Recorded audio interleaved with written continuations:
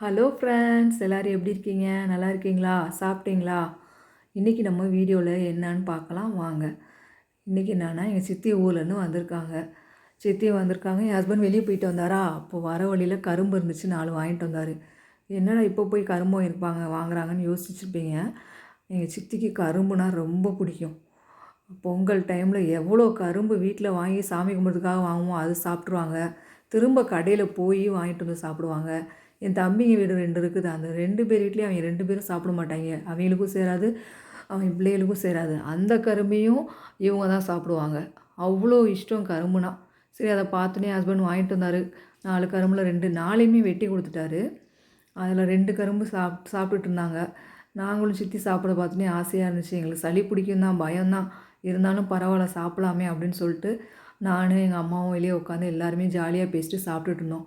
சித்தி வந்தாங்கன்னா ரொம்ப ஜாலியாக இருக்கும். சிரிக்க வச்சுக்கிட்டே தான் இருப்பாங்க. ஏதாவது சொல்லி சிரிக்க வச்சுட்டே இருப்பாங்க. அப்போ தான் எனக்கு சிரிப்புன்றதே ஞாபகத்துக்கே ஒரு ஆச்சு.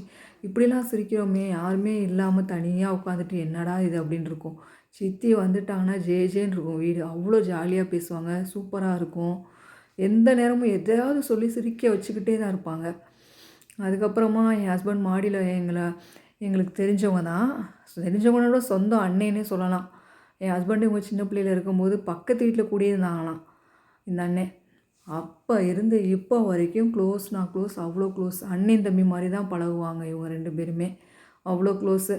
சரி, வீட்டில் மேலே இந்த வேலை செய்யலாம், பெயிண்ட் அடிக்கணும் அப்படின்னு சொன்ன உடனே வந்து என் ஹஸ்பண்ட் கொஞ்சம் குனியெல்லாம் முடியாது, முதுகு வலி இருக்குது. அதனால் நான் செய்கிறேன் அப்படின்னு சொல்லிட்டு ஹெல்ப் பண்ணி அவர் அழகாக செஞ்சு கொடுத்தாரு. அவ்வளோ ஒரு நல்ல மனுஷன். அவரை பற்றி சொல்லணுன்னா சொல்லிகிட்டே இருக்கலாம். அவ்வளோ ஜாலி டைப்பு, ரொம்ப ஹெல்ப்பிங் மைண்டு. அதுக்கப்புறம் சரி டீ போட்டு கொடுக்கலாம் அப்படின்னு டீ கேட்டேன். வேண்டாம், எனக்கு சுக்குமல்லி காப்பி போட்டு தாங்கன்னாங்க. அப்புறம் அவருக்கு சுக்குமல்லி காப்பி போட்டு கொடுத்தோம். வேலையெல்லாம் முடிச்சிட்டாரு. இப்போ எப்படி இருக்குன்னு பாருங்கள் ஃப்ரெண்ட்ஸ். ரொம்ப நீட்டாக அழகாக பண்ணி கொடுத்துட்டாங்க அந்த அண்ணன். சூப்பராக பண்ணிட்டாங்க. ரொம்ப க்ளோஸ் ஃப்ரெண்ட் அவங்க. எப்போவுமே எங்கள் வீட்டுக்கு வந்து ஜாலியாக பேசிட்டு ஜாலியாக சிரிச்சுட்டு, அவர் மாதிரி கேரக்டர் கிடைக்காது. அந்த காலத்துலேருந்தே ஃப்ரெண்ட்ஸாக இருக்காங்கன்னா பாருங்கள். நாங்களாம் பெருமையாக சொல்லிக்குவோம் 20 வருஷமாக ஃப்ரெண்டாக இருக்கோன்னு. அவங்களாம் 30 40 வருஷம் 40 வருஷம் ஃப்ரெண்ட்ஷிப். அவ்வளோ ஒற்றுமையாக அண்ணன் தம்பியாக தான் இருப்பாங்க. அவ்வளோ ஒற்றுமையாக இருப்பாங்க. சரி, நம்மளும் கிச்சனை க்ளீன் பண்ணுவோம் அப்படின்னு சொல்லிட்டு நானும் கிச்சன்லாம் க்ளீன் பண்ணேன். சித்தி கிளம்புறேன்னு சொல்லிட்டு இருந்தாங்க. சரி கிளம்புறீங்களா, பார்த்து போயிட்டு வாங்க. அவங்க சித்தி வந்து 2 நாள் ஆயிடுச்சு. சரி, இன்னும் நான் கிளம்புனா சரியாக இருக்கும், போயிட்டு வரேன் அப்படின்னு சொல்லிட்டு கிளம்புனாங்க. சரி போயிட்டு வாங்கன்னு சித்தி அனுப்பி விட்டு நானும் கிச்சன்லாம் க்ளீன் பண்ண வேண்டிய வேலை இருந்துச்சு. கிச்சன்லாம் க்ளீன் பண்ணிடலாம் அப்படின்னு சொல்லிட்டு க்ளீன் பண்ணிவிட்டு அதுக்கப்புறமா நெய் வந்து வெண்ணெய் எடுத்து வச்சுருந்தோம் ஃப்ரிட்ஜில். வாரம் ஒரு நாள் வெண்ணெய் எடுத்து வச்சுருவோம். அந்த வெண்ணெய் எடுத்து உரிக்கிடலாம் அப்படின்னு சொல்லிட்டு வெண்ணெய் எடுத்து உருக்கணும். வெண்ணெய் எடுத்து உருக்கிட்டு இந்த நெய் இருக்குது பாருங்களேன், அது கொஞ்சம் நல்லா கட்டியாக இருக்கிறது அப்படியே நெய்யாக உருகும். வெண்ணெய் வந்து உருகும், நெய்யாக மாறும். அந்த நேரத்தில் முருங்கைக்கீரை போடணும் ஃப்ரெண்ட்ஸ். நான் வந்து யூடியூப்பில் ஒரு தடவை பார்த்துட்டு கருவேப்பிலை போட்டு செஞ்சேன். அது அந்தளவுக்கு ஸ்மெல்லாக இல்லை. ஆனால் எப்போவுமே நாங்கள் முருங்கைக்கீரை தான் போடுவோம். அந்த முருங்கீரை போட்டால் ஸ்மெல்லு பார்த்திங்கன்னா அவ்வளோ சூப்பராக இருக்கும். அப்படியே வீடெல்லாம் மணக்கும். அதுக்கப்புறம் நல்லா அந்த முருங்கீரை வந்து ப்ரௌன் ஆகணும். க்ரீனாக போடுற இலை வந்து ப்ரௌன் ஆகிடணும். அப்படியே தொட்டு பார்த்தா கிறிஸ்பியாக சத்தம் வரணும், அது மாதிரி இருக்கணும். அந்தளவுக்கு இங்கே பாருங்கள் எப்படி இருக்குது பாருங்கள். அப்போ ஒரு மாதிரி பிளாக் கலராகவே ஆயிரும். அதுக்கப்புறமா அதை அமர்த்திட்டு அதை இறக்கி ஃபில்ட்ரு பண்ணி நெய் எடுத்துடணும். அந்த கீரையை வந்து எங்கள் ஆச்சியெல்லாம் கீழே போட மாட்டாங்க. சூடாக சாதம் வச்சு அந்த கீரையை பிணைஞ்சு சாப்பிடுவாங்க. அதுவும் சும்மா செம்ம டேஸ்ட்டாக இருக்கும், நல்லாயிருக்கும். அதனால் நான் கீழே போடுவேன். கீழே போடாத, வேஸ்ட் பண்ணாத, இந்த பாருங்கள் எவ்வளோ நெய் வந்திருக்கு. அந்த கீரையை வந்து கீழே போடாத அப்படின்னு சொல்லிட்டு எங்கள் ஆச்சி வீட்டில் இருந்தாங்கன்னா அந்த கீரையை பிணைஞ்சு சாப்பிட்ருவாங்க. அப்புறம் ஈவினிங் ஆயிடுச்சு. நாங்கள் அப்படியே கிளம்பி என் தங்கச்சி எங்கள் அண்ணி பொண்ணுக்கு ஆனுவல் டே ஸ்கூலில். சரி வாங்க போகலாம் அப்படின்னு சொல்லிட்டு ஆனுவல் டே கிளம்புனோம். என் பையனுக்கு காலில் அடிபட்டிருக்கா, அதனால் நீ வரையான்னு காலையிலேருந்து கூப்பிட்டுட்டே இருந்தேன். வரலேன்னு சொல்லிட்டா. என் பொண்ணையும் கூப்பிட்டா, அவளும் வரலேன்னு தான் சொல்லிட்டாங்க. 2 பேரும் வரலேன்னு சொல்லிட்டாங்க. சரி நீ வராட்டி இருங்க, நானும் அம்மாவும் போகிறோன்னு சொல்லிட்டு கிளம்பிட்டோம். கிளம்புன பிறகு பார்த்தா 2ம் கிளம்புதுங்க. ஏன்னா அவங்க 2 பேரும் அதே ஸ்கூலில் தான் ஓல்டு ஸ்டூடெண்ட்ஸு. அதனால் அவங்க ஃப்ரெண்ட்ஸ் எல்லாம் வாங்க வாங்கன்னு கம்பல் பண்ணி ஃபோர்ஸ் பண்ணி கூப்பிட்டுட்டே இருந்தாங்களாம் காலையிலேருந்து. இவன் காலில் அடிபட்டிருக்கு, என் காலை யாராவது மிதிச்சிருவாங்க கூட்டத்தில், வரலேன்னு சொல்லிட்டு தான் இருந்தான். அங்கே ஃப்ரெண்ட்ஸ் எல்லாம் ஃபோர்ஸ் பண்ணி கூப்பிட்டுட்டே இருக்காங்க. நான் வர்றேன் அப்படின்னு சொல்லிட்டு இருந்தான். வர்றேன்னு சொல்லலை. அவங்க அக்கா கிளம்புனோன்னே என்ன நினச்சானே தெரியல, டக்குன்னு 10 நிமிஷம் தான் நானும் வரேன். அவனுக்கு ஒரு ஆசை வந்துருச்சு, அவன் ஃப்ரெண்ட்ஸ் எல்லாம் பார்க்கணுன்னு. நானும் வரேன் அப்படின்னு சொல்லிட்டு கிளம்பிட்டாங்க. கிளம்பி போனால் நான் அங்கே 6:30க்கெலாம் ஃபங்க்ஷன் ஆரம்பிச்சிருச்சு. ஆனால் நாங்கள் 7 மணிக்கு தான் போனோம். இப்போ என்ன இல்லை ஃப்ரெண்ட்ஸ், எப்போவுமே ஆனுவல் டே ஆரம்பிக்கும்போது நான் வந்து கரெக்டாக போகவே மாட்டேன். ஆனால் என் ஃப்ரெண்டு ஒருத்தி இருக்கா. நானும் அவளும் ஒன்றா தான் காலேஜ்லேருந்து ஒன்றா படித்தோம். இப்போ வரைக்கும் க்ளோஸாக தான் இருக்கோம். அவள் எப்போவுமே ஆனுவல் டேனா 1 மணி நேரம் முன்னாடி போய் ஃபஸ்ட்டு சேரில் ஃபஸ்ட்டு லைனில் இடம் போட்டு உட்காந்துருப்பா. எனக்கு ஃபோன் பண்ணி எங்கடி இருக்க, எப்படி வருவான்னு கேட்பா. நான் இன்னும் வரலடி, லேட் ஆகும்னு. சரி இடமாவது போட்டு வைக்கிறேன், சீக்கிரம் வான்னு வா. இடம் போட்டு வச்சுருப்பா. ஆனால் நான் போக தான் லேட் ஆகிருமே, அதுக்குள்ளே வேறவங்க வந்து உட்காந்துருவாங்க.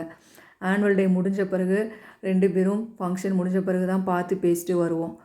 அது எப்போவுமே அப்படி தான். இப்போ என் பிள்ளைங்களும் ஓல்டு ஸ்டூடெண்ட்ஸாக இருந்துச்சுங்க. என் பிள்ளைங்களும் அந்த ஸ்கூலில் படிச்சிச்சுங்க. நான் அப்படி தான் இருந்தேன். இப்போ எங்கள் அண்ணே பொண்ணு அதுக்காவது போகணும்ல சீக்கிரம், அதுவும் கிடையாது. அப்போவும் நான் அவள் ஃபங்க்ஷன் அவள் ப்ரோக்ராம் எப்போன்னு கேட்டுட்டு அதுக்கு தகுந்த மாதிரி சரி 1/2 மணி நேரம் லேட்டாக போகலாம், அதுக்கப்புறம் சரியாக இருக்கும் அப்படின்னு சொல்லிட்டு லேட்டாக தான் போனேன். அதுக்கப்புறம் நான் போன பிறகு தான் ஆரம்பித்தாங்க அவளோடது. எவ்வளோ தெரியுமா, அவ்வளோ கூட்டம் செம்மையாக இருந்துச்சு. அவ்வளோ நான் வந்து அங்கே போய் எனக்கு அவ்வளோவா கிளியராக தெரியல. பின்னாடி தானே இடம் கிடச்சிச்சு, கிளியராக தெரியல. கொஞ்சம் நேரம் நின்றுட்டு பார்த்தேன். அதுக்கப்புறம் என் பையனோட ஃப்ரெண்டோட அம்மா, அவங்களும் நானும் ஃப்ரெண்டு தான், அவங்க கூட பேசிகிட்டு இருந்தேன். என் பொண்ணு அவள் ஃப்ரெண்ட்ஸ் கூட சேர்ந்து பேசிகிட்டு இருந்தா. பையன் அவன் ஃப்ரெண்ட்ஸ் கூட சேர்ந்து பேசிகிட்டு இருந்தாங்க. எல்லா பசங்களும் காலேஜ் போயிடுச்சுங்களா, வரும்போது அவ்வளோ அழகாக வந்துச்சுங்க. பார்க்கவே ஆசையாக இருந்துச்சு பிள்ளைகளெலாம் பார்க்குறதுக்கே. நான் உட்காந்து ஸ்டேஜில் பார்க்குறத விட இந்த பிள்ளைகளை தான் அழகாக ரசிச்சுட்டு இருந்தோம். நானும் என் ஃப்ரெண்டோட அம்மாவும் என் பையனோட ஃப்ரெண்டோட அம்மாவும் பிள்ளைங்க எவ்வளோ அழகாக வந்திருக்குங்கன்னு சொல்லி 2 பேருமே அந்த பிள்ளைகளை தான் ரசிச்சுட்டு இருந்தோம். திடீர்னு பார்த்தா என் பையனை காணோம். எங்கடான்னு பார்த்தா இவன் ஓல்டு ஃப்ரெண்ட்ஸ் எல்லாம் கூப்பிட்டு போய் அங்கே பக்கத்தில், மறுநாள் என் பையனுக்கு பர்த்டே, அதனால் அங்கே பக்கத்தில் கூப்பிட்டு போய் கேக் வாங்கி கேக் வெட்டி செலிப்ரேட் பண்ணிவிட்டு வந்திருக்கானுங்க. வீட்டுக்கு வந்த பிறகு சொன்னான், கேக் வெட்டினோம்மா, நாங்களாம் போய் வெளியே போய் வெட்டிட்டு இருந்தோம், அதான் உங்களை பார்த்தேன் காணமே அப்படின்னு சொல்லிட்டு இருந்தேன். கேக்கெலாம் வெட்டிட்டு அதுக்கப்புறம் எங்கள் அண்ணன் குட்டீஸ் 2 வந்துச்சுங்க. அதில் ஒருத்தி டயர்டாகிட்டா, தூக்கம் வருதுன்னு சொல்லிட்டு தூங்கிட்டா. அப்புறம் இன்னொருத்தி அவள் பாட்டுக்கு விளாண்டுட்டு அமைதியாக இருந்தா. எங்களுக்கு பழைய ஸ்கூல் தானே, எங்களுக்கு பழகின இடம் தான். நிறையா பேரண்ட்ஸ் எல்லாம் நிறைய பேர் தெரியும். ஒருத்தராக மாற்றி எனக்கு நல்லா என் பிள்ளைங்க தான் ஃப்ரெண்ட்ஸை பார்க்கணுன்னு சொல்லிட்டு போச்சுங்க. நான் வந்து எங்கள் அண்ணன் பொண்ணு ஃபங்க்ஷனை பார்க்கணுன்னு தான் போனேன். ஆனால் அவள் இது மட்டும்தான் பார்த்தேன். மற்றது எல்லாம் ஃப்ரெண்ட்ஸு. எனக்கும் பார்த்தீங்கன்னா எல்லா பேரண்ட்ஸையும் தெரியுமா, அவங்க கூட பேசிக்கிட்டு டைம் போனதே தெரில. எனக்கு ரொம்ப ஜாலியாக இருந்துச்சு எல்லார் கூடயும் பேசிக்கிட்டு. எல்லோரும் அவங்க கதையை சொல்லிட்டு இருந்தாங்க. நாங்களும் இப்படி இருக்கா அப்படி இருக்குன்னு எல்லாம் பேசிக்கிட்டு செம்மையாக போச்சு. நல்லா இருந்துச்சு. பரவாயில்ல, இது மாதிரிலாம் ஃபங்க்ஷன் வச்சா நல்லா தான் இருக்குது. எல்லாரையும் திரும்ப பார்க்க முடியுது, வாய்ப்பு இருக்குது. நான் இவங்களாம் வருவாங்க அவங்களாம் வருவாங்கன்னு யோசிக்கவே இல்லை. சரி இவளுக்காக போகணுமே, அண்ணன் பொண்ணுக்காக அப்படின்னு சொல்லிட்டு அது ஒன்று தான் யோசிச்சுட்டு போனேன்.